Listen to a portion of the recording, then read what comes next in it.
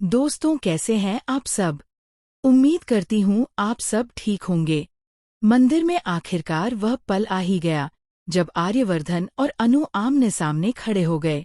दोनों की नजरों में एक अजीब सी चमक थी। अनु के चेहरे पर गुलाल का रंग था और आर्यवर्धन भी गुलाल लगाकर उसके सामने आया। हर कोई चुपचाप उन्हें देख रहा था, लेकिन जैसे ही अनु ने उसकी आंखों में देखा, वह आर्यवर्धन को पहचान गई। उसने धीरे धीरे अपने चेहरे का गुलाल हटाया और अपने होठों से गुलाल छूते हुए मुस्कुराते हुए कहा, जिस रंग में आप रंगे उसी रंग में मैं भी रंगना चाहती हूँ। आर्यवर्धन सर। आर्यवर्धन ठिठक गए। उनके मन में हजारों सवाल थे, लेकिन सबसे बड़ा सवाल यही था, अनु ने मुझे कैसे पहचान लिया। उनकी आंखों में हैरानी और प्यार दोनों झलक रहे थे। तभी आर्यवर्धन की माँ मंदिर में प्रवेश करती हैं। उनकी नजरें अनु पर पड़ी और उन्होंने आर्यवर्धन से पूछा, आर्यवर्धन, ये लड़की कौन है और तुमसे इस तरह बातें क्यों कर रही है, और ये गुलाल क्यों लगाया गया। अर्जुन अपनी माँ को सब कुछ समझा देता है। उसकी माँ मुस्कुराती हैं और कहती हैं, तो मतलब यह अनु वही है जिसको मेरा बेटा दिल दे बैठा है। ये सुनकर अनु की खुशी का कोई ठिकाना नहीं रहा। उसके होठों पर हल्की मुस्कान थी और उसकी आंखें चमक रही थीं। वह आर्यवर्धन की ओर देखकर कहती है, माता रानी के सामने आप झूठ मत बोलिए। सच से बताइए कि आप मुझसे प्यार करते हैं या नहीं, क्योंकि माता रानी ने हमें मिलाने का फैसला किया।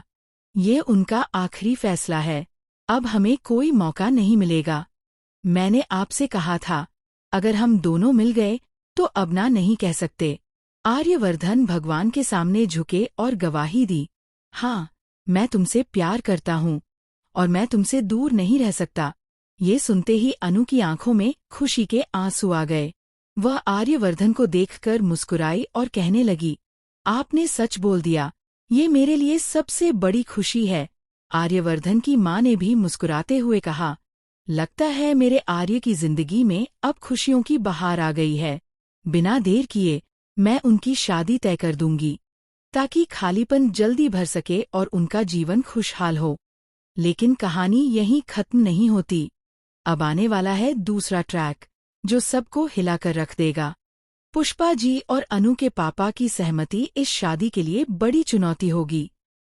वे आर्यवर्धन को पसंद तो करते हैं, लेकिन उसे अपने दामाद या पुत्र समर्थक पति के रूप में कभी नहीं देखा। उन्होंने उसे हमेशा अपने ऑफिस का भरोसेमंद और योग्य कर्मचारी समझा। अब देखना होगा कि क्या वे इस शादी के लिए हाँ कहेंगे या ना। और हाँ, मीरा भी कहानी में वापसी करने वाली है। जब उसे पता चलेगा कि अनु और आर्यवर्धन का प्यार पक्का हो गया है, तो उसे 440 वोल्ट का झटका लगेगा।